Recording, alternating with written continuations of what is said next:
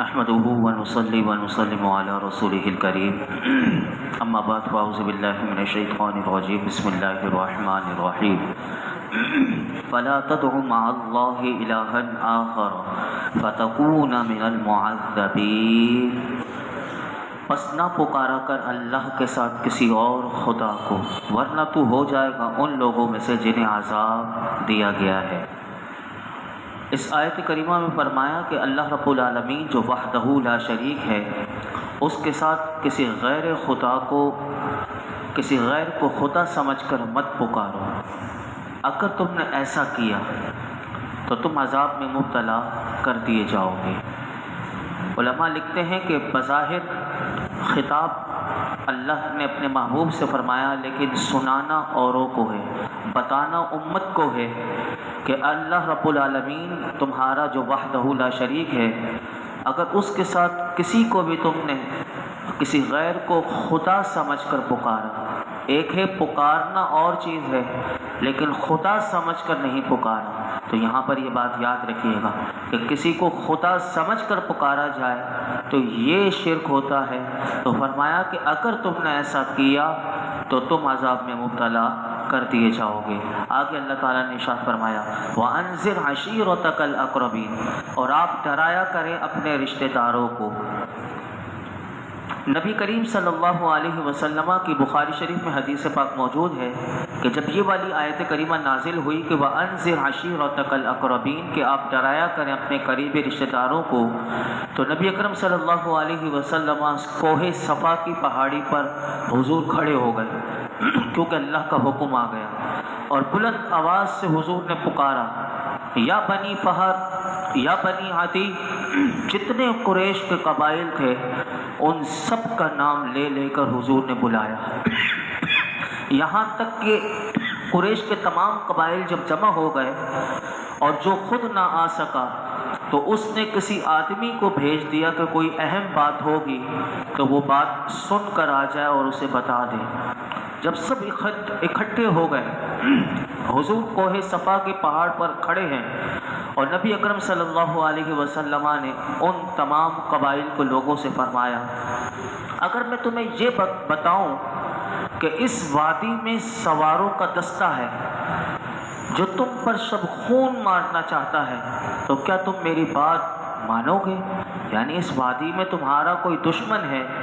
اور وہ تمہیں ختم کر دینا چاہتا ہے، اگر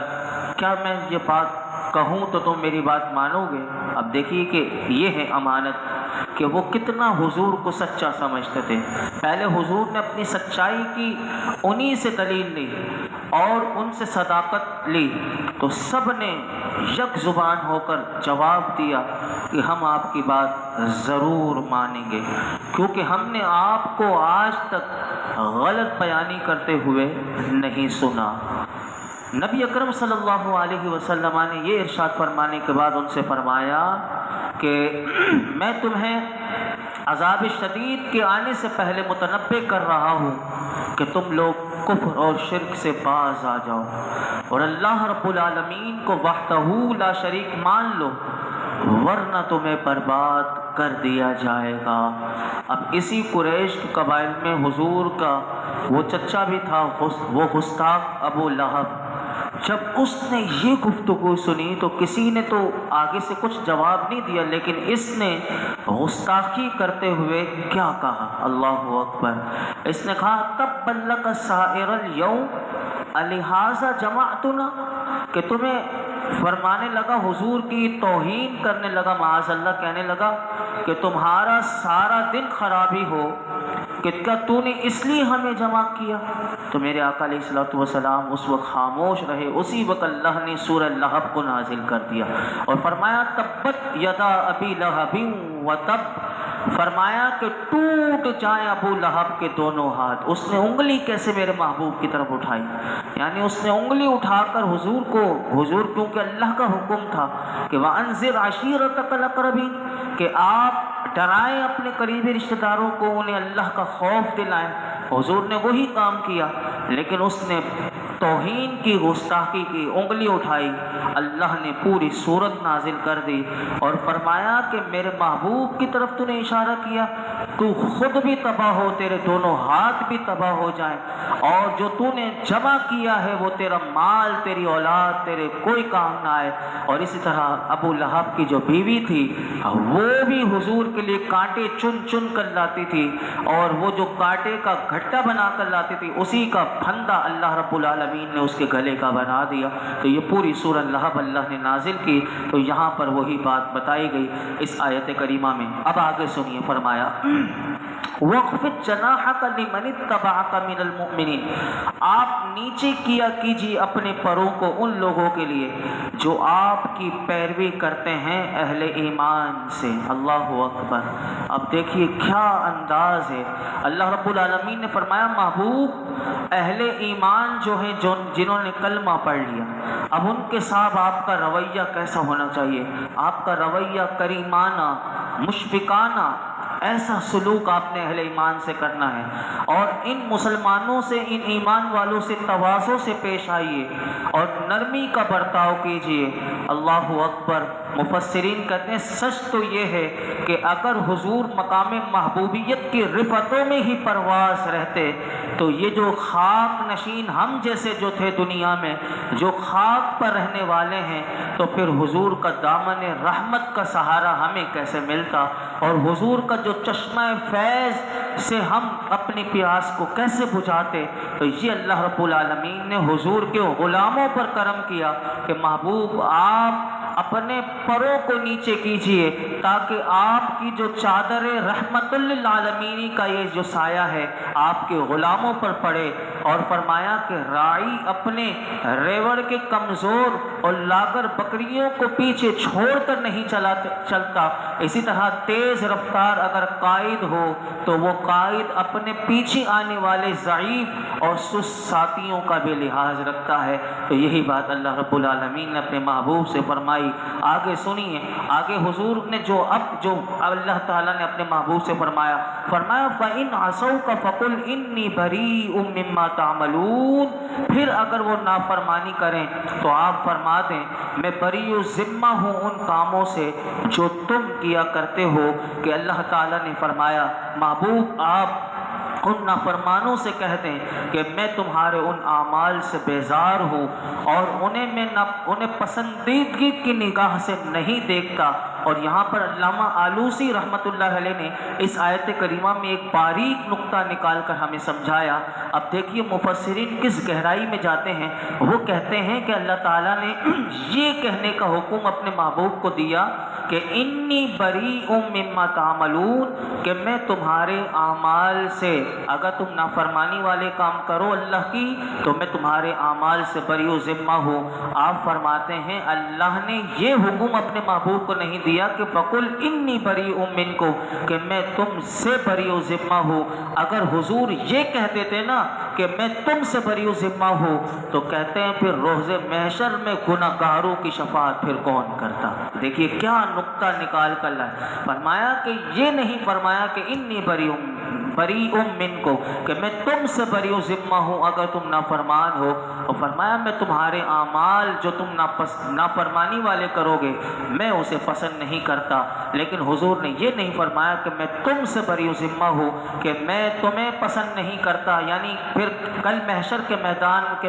گناہ گاروں کی شفاعت کون کرتا۔ تو یہاں سے پتہ چلا کہ اللہ کے محبوب کو اپنی امت سے کتنا پیار ہے۔ اسی لیے اللہ تعالیٰ نے اپنے محبوب سے فرمایا کہ محبوب پھر اگر وہ نافرمانی کریں تو آپ فرما دیں کہ میں بری و ذمہ ہوں ان کاموں سے جو تم کیا کرتے ہو۔ اور آگے فرمایا وَتَوَكَّلْ عَلَى الْعَزِيزِ الرَّحِيمِ، اور بھروسہ کیجئے سب سے غالب ہمیشہ رحم کرنے والے پر۔ اور فرمایا محبوب اپنے رب پر توکل اور کامل بھروسہ کرو کہ جو عزیز ہے اور ہر طاقتور پر وہ غالب ہے، اور جو رحیم ہے کہ جس کا در رحمت ہر ایک کے لیے کشادہ ہے۔ اور یہاں سے اللہ نے اپنے محبوب کو مزید تسلی دی، اور آگے دیکھیے کتنی شاندار آیات آ رہی، فرمایا الذی یراک حین تقوم، فرمایا جو آپ کو دیکھتا رہتا ہے جب آپ کھڑے رہتے ہیں۔ جب آپ کھڑے ہوتے ہیں تو جو آپ کا رب ہے، وہ جو غالب ہے، رحیم ہے، وہ آپ کو دیکھتا رہتا ہے۔ اے محبوب، تو اس مولا کریم پر توکل کر جو عزیز بھی ہے اور رحیم بھی ہے، اور اس کے علاوہ اس کی چشم عنایت ہر وقت، اس کی رحمت ہر وقت تجھے دیکھ رہی ہے۔ تیری زندگی کا کوئی لمحہ ایسا نہیں کہ جو اس کی خصوصی توجہ سے سرفراز نہ ہو، یہاں تک کہ محبوب جب تو اٹھتا بھی ہے تو اس وقت بھی وہ رب تجھے دیکھ رہا ہوتا ہے۔ کیا پیار ہے اللہ کو اپنے محبوب سے۔ اور آگے دیکھیے اللہ تعالیٰ اور فرماتا ہے وَتَقَلُّبَكَ فِي السَّاجِدِينَ، اور دیکھتا رہتا ہے جب آپ چکر لگاتے ہیں، إِنَّهُ هُوَ السَّمِيعُ الْعَلِيمُ، سجدہ کرنے والوں کے گھروں کا بے شک وہی سب کچھ سننے والا، جاننے والا ہے۔ وَتَقَلُّبَكَ فِي السَّاجِدِينَ، اور دیکھتا رہتا ہے جب آپ چکر لگاتے ہیں سجدہ کرنے والوں کے گھروں میں۔ اس آیت کے علماء نے بہت سارے معنی لکھے، میں آپ کے سامنے کچھ عرض کرتا ہوا اپنی گفتگو کو سمیٹتا ہوں، بس اسی پر ہم اکتفا کرتے ہیں۔ اس آیت کا میں مختصر خلاصہ سماعت کر لیجئے۔ اللہ تعالیٰ نے ارشاد فرمایا، مفسرین فرماتے ہیں کہ اس آیت کے متعدد مفہوم ہیں۔ نمبر 1 فرمایا کہ جب آپ نماز ادا کرتے ہیں اور اس میں سے قیام سے رکوع سے سجدے کی طرف، پھر سجدے سے قیام کی طرف جو تقلبات جو آپ سے ہوتے ہیں، یعنی آپ یہ جو جا رہے ہوتے ہیں، یعنی آپ کا جو پھرنا ہوتا ہے رکوع سے سجدے، سجدے سے قیام، قیام سے سجدے کی طرف، تو فرمایا اللہ تعالیٰ آپ کی نماز میں اس عطا کو دیکھ رہا ہوتا ہے۔ یہ دیکھیے کیا۔ اور دوسرا مفہوم فرمایا کہ ایک دن نبی اکرم صلی اللہ علیہ وسلم نے صحابہ کرام کو جماعت کروائی، تو حضور علیہ السلام نے جب نماز پڑھائی تو صحابہ کرام کی نماز میں نبی اکرم صلی اللہ علیہ وسلم نے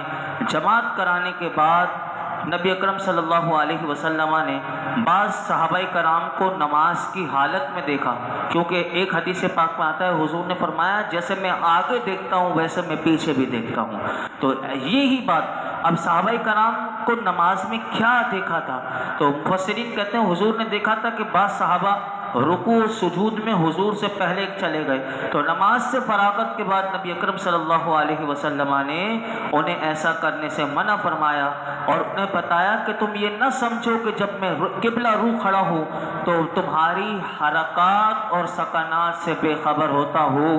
اور بخاری شریف میں حضور کی حدیث پاک ہے کہ حضور نے فرمایا کہ مجھ پر نہ تمہارا قلبی خشوع و خضوع مخفی ہوتا ہے اور نہ تمہارا رکوع، میں تمہیں اپنے پشت کے پیچھے سے بھی دیکھ رہا ہوتا ہوں۔ تو اس آیت میں مفسرین کہتے ہیں اس طرف اشارہ ہے کہ جب آپ اپنے صحابہ کی ظاہری اور باطنی کیفیات کو نماز میں بھی دیکھ رہے ہوتے ہیں تو محبوب اللہ آپ کے اس فعل کو بھی دیکھ رہا ہوتا ہے۔ کیا بات ہے کہ آپ اپنے غلاموں کی کیسی باطنی کیفیات پر بھی نظر رکھی ہوئی ہوتی ہے اور ان کی ظاہری کیفیات پر بھی نظر رکھی ہوتی ہے، اور اللہ آپ کو دیکھ رہا ہوتا ہے۔ اور بعض مفسرین نے اس آیت کا مفہوم یہ بیان کیا کہ جب نماز تہجد کی فرضیت ختم ہوئی تو نبی اکرم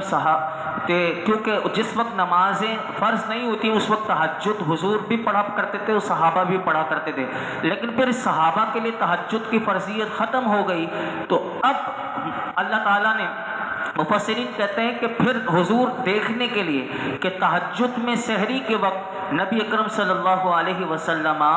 اٹھے اور صحابہ کرام کے گھروں کا چکر لگایا۔ وَتَقَلُّبَكَ، یہ وہی آیت ہے کہ جب آپ چکر لگاتے ہیں تو اس طرف بھی اشارہ ہے کہ آپ صحابہ کرام کے گھروں کا چکر لگایا کرتے تھے کہ یہ دیکھنے کے لیے کہ تہجد کی فرضیت تو ختم ہو گئی تو آج کیا میرے غلام سو رہے ہیں یا پھر اپنے معبود حقیقی کی عبادت میں مصروف ہیں۔ تو حضور جس صحابی کے گھر کے پاس سے گزرتے فرضیت ختم ہو چکی تھی تہجد کی، لیکن اللہ اکبر، راوی کہتے ہیں کہ حضور جس صحابی کے گھر کے پاس سے جاتے تھے ہر صحابی تہجد کے وقت تلاوت قرآن قرآن کر رہا ہوتا تھا اور ذکر الہی کی آوازیں اس طرح آ رہی تھی کہ جیسے کہ شہد کی مکھیاں جو اپنے چھتے میں وہ چھتے میں گنگنا رہی ہوتی ہیں، ایسے ہر صحابی وہ قرآن پڑھ رہا ہوتا تھا۔ تو محبوب آپ کے صحابہ کے گھروں کا چکر لگاتے ہیں، اللہ آپ کی اس ادا کو بھی دیکھ رہا ہوتا ہے۔ اللہ اکبر۔ ایک اور بات بھی ہے، آخری وہ مفہوم بیان کر کے کیونکہ وقت مکمل ہو گیا، وہ آخری بات جو میں بتانا چاہتا تھا وہ یہ ہے کہ اس کا ایک مفہوم اس آیت کا علماء نے یہ بھی لکھا کہ محبوب جب آپ کا نور یک بعد دیگرے آپ کے اجداد کی پشتوں سے منتقل ہوتا، یعنی حضرت آدم علیہ السلام سے چلا اور آپ کے جتنے آباء و اجداد ہیں جن سے حضور پیدا ہوئے، تو فرمایا کہ آپ کے آباء و اجداد کی پشتوں سے منتقل ہوتے چلا آ رہا تھا، اس وقت بھی آپ کو آپ کا رب دیکھ رہا تھا، کیونکہ آپ کے آباء و اجداد کو مفسرین کہتے ہیں قرآن کریم نے سجدہ کرنے والا کہا،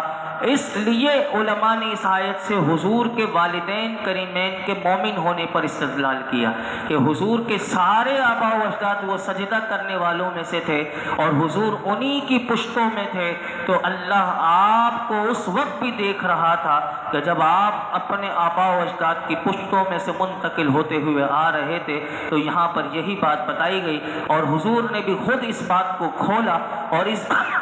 حدیث پاک میں آتا ہے کہ نبی اکرم صلی اللہ علیہ وسلم نے ارشاد فرمایا کہ جب بھی نسل انسانی دو حصوں میں بٹی، مجھے اللہ رب العالمین نے ان میں سے کیا کہ جو ان دونوں میں سے بہتر تھا، اور فرمایا اپنے والدین کے ہاں میری ولادت ہوئی اس حال میں کہ مجھے زمانہ جاہلیت کی کسی چیز نے ملوث نہیں کیا، آدم سے لے کر اپنے والدین تک میرے آباء و اجداد اور جدات میں سے کوئی بدکاری سے پیدا نہیں ہوا، اور فرمایا میں تم سے نفس کے لحاظ سے بھی بہتر ہوں اور باپ کے لحاظ سے بھی۔ تو علماء کہتے ہیں اس حدیث سے معلوم ہوا کہ حضور کے آباء و اجداد میں امہات میں سے کوئی مشرک کوئی فاسق نہیں تھا، اور یہاں سے پتہ چلا کہ حضور کے آباء و اجداد سارے کے سارے مومن تھے، کوئی یہ نہ سمجھے کہ حضور کے آباء و اجداد تو ایمان نہیں لائے۔ اور یاد رکھیے گا مشرک کے بارے میں خود اللہ نے فرما دیا کہ انما المشرکون نجس،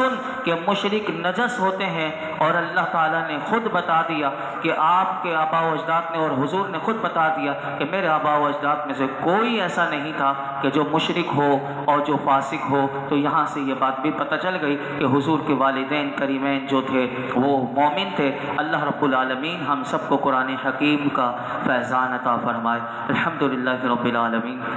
والصلاة والسلام علی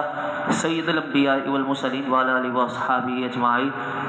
یا رب العالمین یا ارحم الراحمین، ہم سب کی حاضری کو قبول مقبول فرما، نماز عشاء ادا کرنا، درود پاک پڑھنا، رب کریم قرآن حکیم کا درس سننا سنانا اپنی بارگاہ میں قبول فرما۔ رب کریم یہ جو 10 راتیں ہیں جس میں سے آج دوسری رات ہے، تیرے محبوب نے یہ 10 راتیں ہمیں مولائی کریم فرمایا کہ یہ لیلۃ القدر کی رات ہے، رمضان میں ایک لیلۃ القدر ہے اور اسے تلاش کرنے کا حکم، لیکن یہ 10 راتیں بتا دی کہ یہ لیلۃ القدر والی راتیں ہیں۔ اللہ ہمیں ان راتوں کی قدر عطا کر دے، اللہ ہمیں قدردان بنا دے، یہ راتیں ضائع کرنے سے بچا لے۔ یا اللہ ہم سے جو عبادت ہو سکے ہمیں توفیق عطا فرما، ہمیں تلاوت قرآن، درود پاک، یا اللہ جو ہم کثرت سے ذکر کر سکیں ہمیں توفیق عطا فرما۔ مولائی کریم ہمیں لیلۃ القدر کا ثواب عطا فرما۔ اس ماہ مبارک کے ان ابتدائی 10 دنوں کی ساری برکتیں رحمتیں ہمیں عطا کر دے۔ کہ اللہ ہمیں ہر سال حج مبرور، عمرہ مقبول کی بار بار سعادتیں عطا کر دے۔ اللہ ہماری جھولیوں کو بھر دے، اللہ ہماری جھولیوں کو بھر دے، ہماری پریشانیاں دور کر دے،